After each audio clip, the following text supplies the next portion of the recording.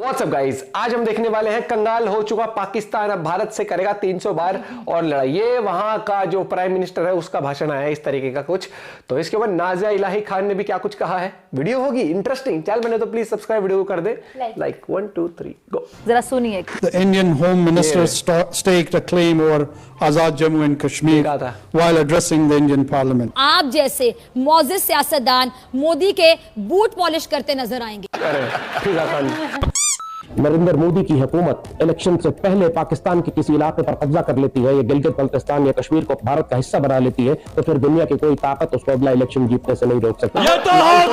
तो जज्बा इस्लाम वाली कौम है, बहुत जज्बा है इनके दिल में और दिमाग में, और जुबान बड़ी तेज है। और मुसलमानों की जुबान बड़ी तेज होती है, जहालत का कीड़ा होते हैं ये, और ठरके आजम और जाहिले आजम की फौज होती है। तौबा तौबा तौबा। पाकिस्तान भारतीय सुप्रीम कोर्ट या फिर भारतीय हुकूमत के किसी भी फैसले को नहीं मानता, क्योंकि कश्मीर जो है एक इंटरनेशनली रिकॉग्नाइज्ड डिस्प्यूट है, वह कर्जा है। तो इतने कर्जे में और इकोनॉमिकल क्राइसिस में और जीडीपी में 0.3% पर आया हुआ पाकिस्तान पैंट खोल करके चड्डी दिखाकर लड़ेगा क्या?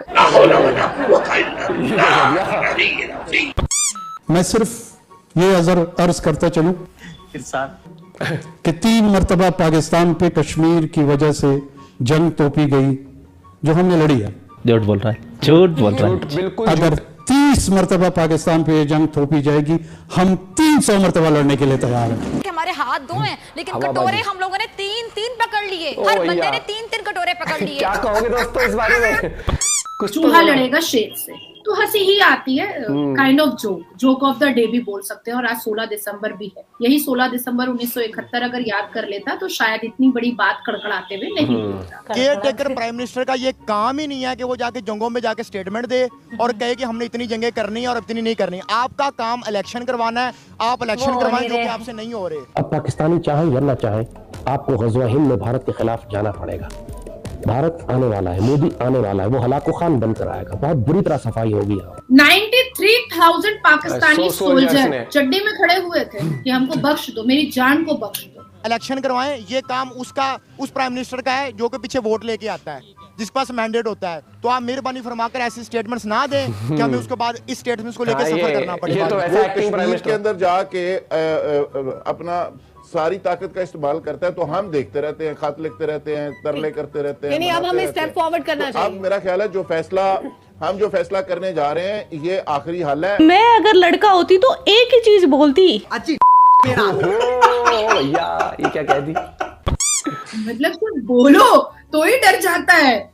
और अमित शाह जी ने सिर्फ 5 दिन पहले भारत के पार्लियामेंट में ये बात कही है कि पीओके में 24 सीटें हम रिजर्व कर रहे हैं। भाई इनकी तो पैंट गीली हो गई, सुसु कर दिया इन्होंने खड़े होकर के। पाकिस्तान अधिकृत कश्मीर को भी लेने की बात संसद भवन में कही है। क्या ये कहने की बात है या वाकई में सोच रहे हैं कि कुछ करके पीओके हमारा होगा?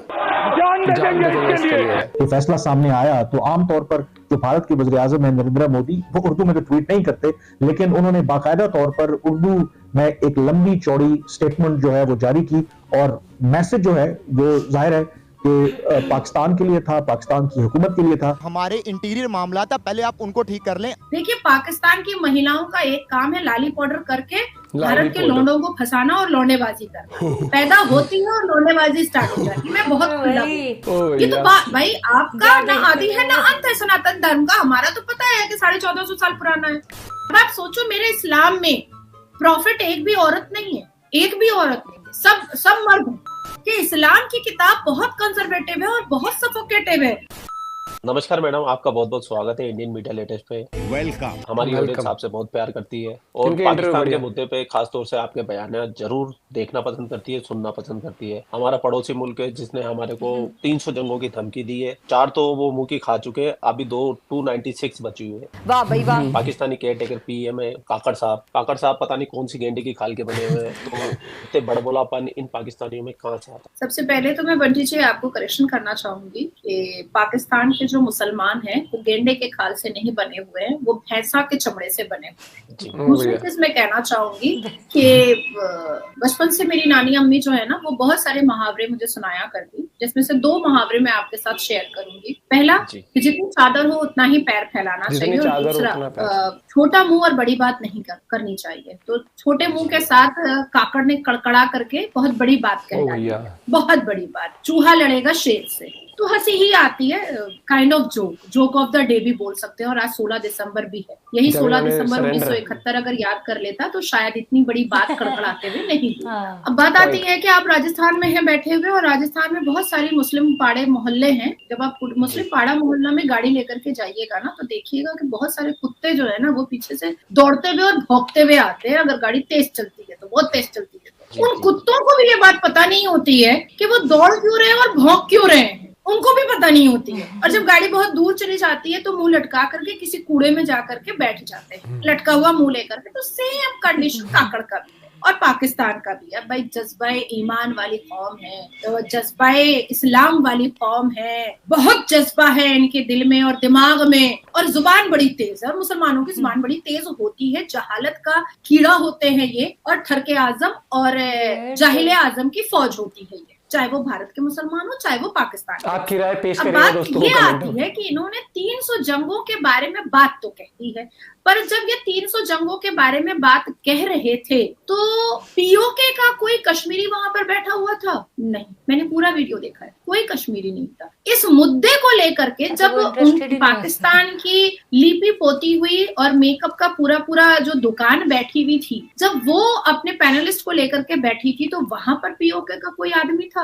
कोई भी नहीं था। 370 हटने के बाद और सर्वोच्च न्यायपालिका भारत के कोर्ट ने जब रिमूव किया, तो उस वक्त तो पीओके में नगाड़े बज रहे थे और वो लोग कह रहे थे कि भाई अब हम भी जुड़ जाएंगे भारत से। ठीक है, अब बात यहाँ पर खड़ी होती है कि 2.7 बिलियन चाइना का कर्जा और 195 मिलियन सऊदी अरबिया का खर्चा। उसके बाद फिर पाकिस्तान की सरकार के पास डीजल का पैसा नहीं, एयरपोर्ट पर फ्लाइट खड़ी है, एम्प्लॉयज को देने का पैसा नहीं। इकोनॉमिक क्राइसिस इतनी ज्यादा गिर चुकी है, इतनी क्या ज्यादा गिर चुकी है कि as per the report of World Bank 130.433 billion 2021 में कर्जा लेकर के बैठे हुए थे और 155.695 मिलियन 2020 का कर्जा है। तो इतने कर्जे में और इकोनॉमिकल क्राइसिस में और जीडीपी में 0.3% पर आया हुआ पाकिस्तान पैंट खोल करके चड्डी दिखाकर लड़ेगा क्या? कैसे लड़ेगा? ये तो बहुत बड़ा सवाल है ना। तो काकड़ा ने कड़कड़ा करके बहुत अपनी तेवर दिखाया है। तो मुझे ऐसा लगता है कि मीडिया के चेहरे पर चमकना, मीडिया के लेंस पर चमकना, पाकिस्तानी नेताओं को और एंकर को कुछ दिन के लिए देश के सभी मीडिया में अपना चेहरा दिखाना, पाकिस्तान में किसी भी बंदरछाप नेता को अगर इलेक्शन में जीतना हो, भारत के खिलाफ बोलो और पाकिस्तान के जज्बे वाली कौम का वोट लूटो। भारत के खिलाफ बोलो और उसके बाद फिर वोट लूट लो, तो कोई भी बंदरछाप वहां पर नेता बन सकता है, कोई भी बंदरछाप वहां पर नेता बन सकता है, क्योंकि उसने करना ही क्या है, उसने भारत के खिलाफ थोड़ी सी तीर मारनी है और थोड़ा सा अटंग पटंग बंदर छाप की तरह बोल देना। और क्योंकि वहां पर जाहिले आजम की फॉर्म भरी पड़ी है, तो बस किसी को बोल दिया तो हम 300 वॉर करेंगे। भाई कैसे करोगे ये भी तो बताओ। 1971 अगर याद कर लेता तो पजामा उतार करके चड्डी में भागना पड़ा था। ऐलान हुआ था कि सरेंडर कर दो, नहीं तो मर्सी फिर नहीं दिया जाएगा, एकदम उड़ा दिया जाएगा। तो जल्दी से पजामा उतारा, नाड़ा खोला और पजामा उतारा और चड्डी में खड़ा हो गया कि भाई मुझे छोड़ दो, हमको 72 वर्जिन उनके पास अभी मत भेजो, अभी आपको 72 वर्जिन उनके पास कोटा और चकला में नहीं बैठा, जिंदा रहे। मैं काकड़ साहब को कड़कड़ाने वाले काकड़ साहब को एक चीज याद दिला देना चाहती हूँ कि भारत के फील्ड मार्शल को थोड़ा सा याद कर ले, गोरखा को थोड़ा सा याद कर ले। बोलते नहीं है, सीधा दागते। 1971 में फील्ड मार्शल के हमारे जितने भी सिपाही थे जो बॉर्डर पर थे, उन्होंने चटनी बना दिया पाकिस्तान की सेना का, चटनी बनाया था और घुटने पर बैठ करके उन्होंने अपनी जान बचाई थी और 72 वर्जिन यूरो के पास नहीं पहुंचने की कसम खाई थी, अभी नहीं जाना है हमें। 93,000 पाकिस्तानी सोल्जर चड्डी में खड़े हुए थे कि हमको बख्श दो, मेरी जान को बख्श दो। भारत के शेर मोदी जी के दहाड़ने से पहले ही अभिनंदन को वापस लौटाना पड़ा था। सिर्फ अजित डोभाल जी ने कहा था वरना भेजते हो या वरना, बस वरना ही सुन करके पैंट गीली हो गई थी इमरान खान की, पैर कांप रहे थे पार्लियामेंट में, पाकिस्तान के पार्लियामेंट में सारे नेताओं का, बंदर छापों का, इस्लाम आजम लोगों का पैर कांप रहा है, भेजो इसको, कहीं ना वॉर करते के माथे पे पसीना था। हाँ कहीं ना। और 2023 की मैं बात याद दिला देती हूँ, 2023 में जब हमारा अग्नि 5 और मुर्मुगांव लॉन्च हुआ था तो लाल टोपी वाले ने क्या कहा था बैठ करके पाकिस्तान के मेन स्ट्रीम मीडिया में, ऐसा है कि अब भारत जमीन से भी आ सकता है, समुंदर से भी आ सकता है और आसमान से भी आ सकता है, परिंदा बन के आ सकता है। साहब मतलब सिर्फ बोलो तो ही डर जाता है। और अमित शाह जी ने सिर्फ 5 दिन पहले भारत के पार्लियामेंट में ये बात कही है कि पीओके में 24 सीटें हम रिजर्व कर रहे हैं। भाई इनकी तो पैंट गीली हो गई, सुसु कर दिया इन्होंने खड़े होकर के, और जज्बात में कह डाला कि 300 वॉर हम करेंगे। भाई पहले अपना कर्जा संभालो, अभी सऊदी अरबिया कलेजे में दाल मूंगने लगेगा। भाई कर्जा, इनके ऊपर इतना खर्चा, उसके बारे में नहीं, इलेक्शन कराने के पैसे नहीं है इनके पास, ठीक है, हवाबाजी पूरी करा लो इनसे, मतलब अपने उसके बेसिक नीड, खाना वगैरह, चाय, ये सब पूरी नहीं लेकिन भाई वो क्या कहते हैं, रेलेवेंट रहने के लिए ना, रेलेवेंट रहने के लिए नहीं, वो बहुत बढ़िया बात बोली कि अपने लोगों में जो खासकर नेता है ना वहाँ के उनको पता है कि इंडिया के बारे में कुछ बोल दो, जज्बा कौम का वोट मिल जाएगा, है ना, कश्मीर के नाम पे वोट नहीं लेना। वहाँ पे फिर भी बहुत कम लोग हैं ऐसे, लोग समझ रहे हैं कि इस तरीके से नहीं चलेगा, ऐसे नहीं चलेगा, तरक्की की बात करो, पॉलिसी की बात करो, तो लोगों को पता है। मुझे लगता है कि वहां पर ना वोट देने भी सारे लोग, बहुत ही कम लोग जाते होंगे, वो जज्बे वाली जाते होंगे, बाकी सबको पता है कि रियलिस्टिक तरीके से कि भाई कुछ कर नहीं रही गवर्नमेंट। और अब तो न्यूज में भी हर जगह यही चलता है कि जेब भर रहे हैं अपनी, जेब भरते हैं और निकल जाते हैं। अभी IMF फिर पहुंच गए थे, इलेक्शन कराने के लिए पैसे चाहिए, IMF गए हैं अभी हाल ही में कि हमें इलेक्शन कराओ, उसके पैसे, इलेक्शन के नाम, एग्जाम्पल दे रहा हूँ, इलेक्शन के नाम पे 5 करोड़ लाएंगे, 1 करोड़ का होगा इलेक्शन, 4 करोड़ गायब। 1 करोड़ भी कहाँ ही लगाएंगे अगर IMF, मुझे लगता है अगर IMF जैसे देती है ना पैसा, कहाँ है मम, खत्म हो गए, मम हो गए भाई, इन्होंने रिकॉर्ड पे रिकॉर्ड, ये हिस्ट्री क्रिएट करेंगे एक दिन कि इतने, नहीं, वो पता है क्या, अब कुछ नहीं, वो आदत बन गई है, आदत बन गई, उनको पता है देश चल रहा है, अब तक चलता है, चलते ही रहेगा ऐसे, कि भाई धक्के आके खिसट तो रही है, उनको पता है कि बेल आउट पैकेज मिल जाएगा, IMF हेल्प कर देगी किसी न किसी तरीके से। लेकिन मुझे लगता है कि वहाँ की जनता, जो आवाम है, कुछ समझदार जो लोग हैं, वो सही बात कर रहे हैं, नहीं बनाते, उनकी पॉलिसी ही ये है कि IMF के सामने नेक्स्ट टाइम क्या रीजन देना है ना, इस चीज पे ज्यादा फोकस्ड है वो कि अगला बहाना क्या बनाए भाई, किसके नाम पे मांगे। मतलब आपका लोन अगर पास नहीं हो रहा है तो आप पाकिस्तान से सीख सकते हो कि कैसे, मतलब आपको लोन लेना है, अगर एक बैंक नहीं दे रहा था दूसरे बैंक के साथ अगली बार अब दूसरे को अप्रोच करो तो उससे पहले आपको क्या प्लानिंग करनी है, तो आप उसके लिए इनसे बातचीत कर सकते हैं उसके लिए। लेकिन भैया डिफिकल्ट है, आपको पाकिस्तान जाना पड़ेगा, लेकिन भैया फिर भी तैयार रहते हैं हमेशा। आपका पॉइंट ऑफ व्यू क्या है जरूर बताइएगा। मिलते हैं एक वीडियो के साथ, बाय बाय, टेक केयर।